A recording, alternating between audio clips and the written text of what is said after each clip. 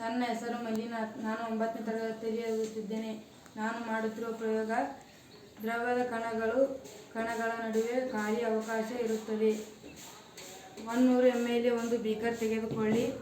ಅದರ ಅರ್ಧದಷ್ಟು ನೀರು ತುಂಬಿ ನೀರಿನ ಮಟ್ಟ ಗುರುತು ಮಾಡಿ. 1 ಚಮಚದಷ್ಟು ಉಪ್ಪು ಹಾಕಿ ಚೆನ್ನಾಗಿ ಕಲಿಸಿ.